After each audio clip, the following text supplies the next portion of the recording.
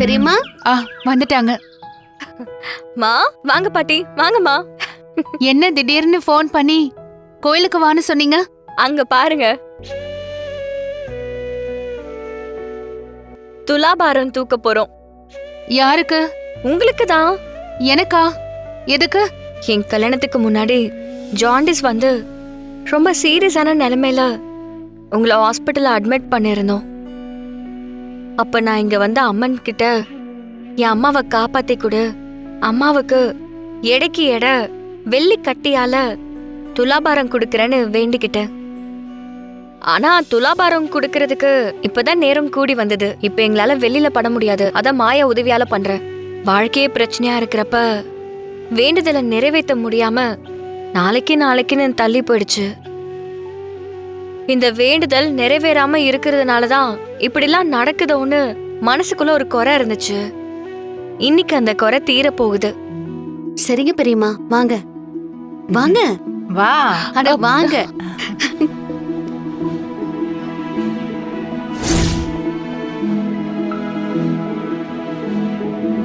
அம்மா வந்து துலாபாரத்துல உட்காருங்கம்மா.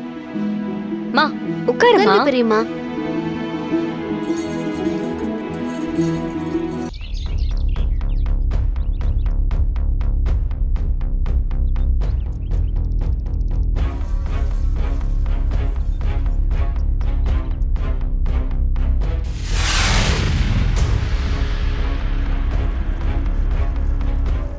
அம்மா தாயே, என் புருஷன் எந்த பாவமும் அறியாதவரு, அடுத்தவங்களுக்கு மனசால கூட கெடுதல் நினைக்காதவரு.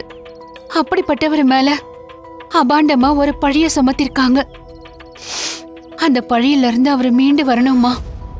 அவருக்கு நீதான் துணையா இருக்கணும். அதுக்காக தான் விளக்கேந்தி முட்டி போட்டு அடி பிரதர்ஷனம் பண்ண போறேன். நல்ல செய்தி வர வரைக்கும் நான் இதை நிறுத்தவே மாட்டேம்மா, நிறுத்த மாட்டேன்.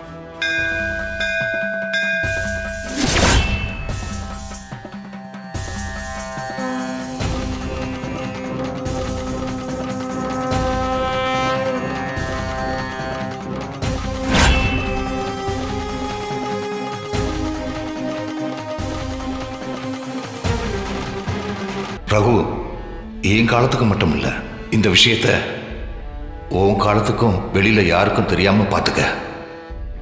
இது என் மேல ஆன.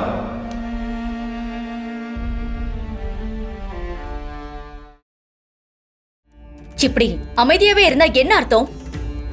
நம்மளாம் என்ன வேலை வெட்டி இல்லாம நின்னுக்கிட்டு இருக்கோம்? இவரை பேச சொல்லுங்க. ஐயா, இன்னைக்கு நீங்க பதில் சொல்லி ஆகணும்.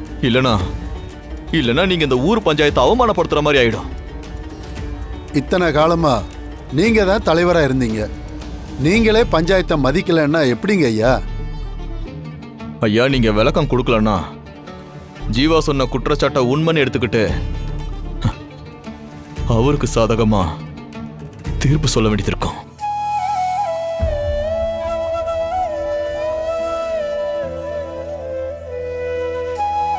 நீங்க கேட்ட எந்த ஒரு கேள்விக்கும் நான் பதில் சொல்ல போறதில்ல, சொல்லவும் விரும்பல.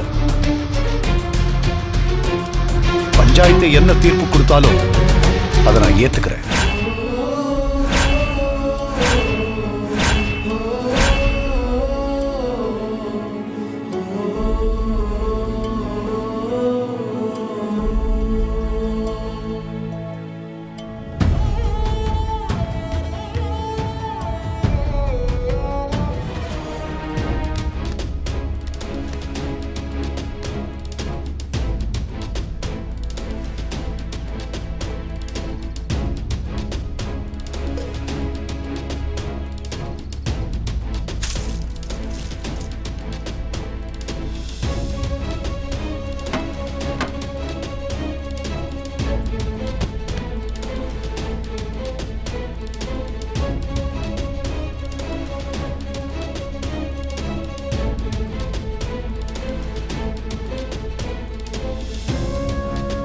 ஜீவா, என்னடாச்சு?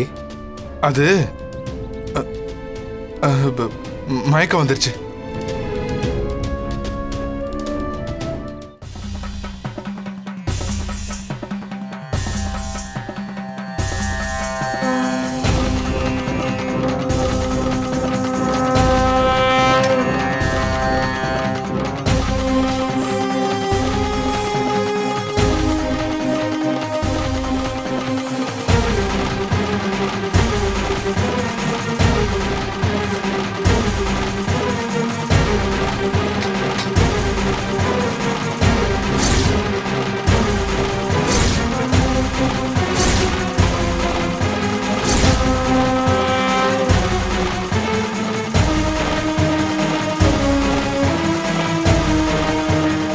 முதல்ல போய் கோவில் கோபுரத்தை சரி பண்ணுங்கடா. போங்க. அதுக்கப்புறமா வந்து வழக்க நடத்தி தீர்ப்பு சொல்லுங்கடா. ஐயோ ஐயா ஐயா ஐயா, கோபுரத்துல விரிசல் விழுந்துருச்சுங்க ஐயா. எல்லாரும் வந்து பாருங்க ஐயா.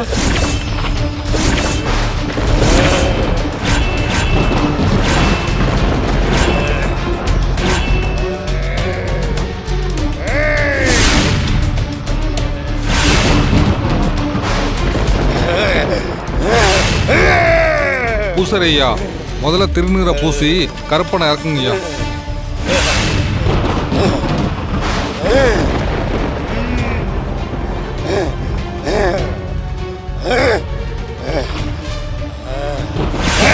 பார்த்து.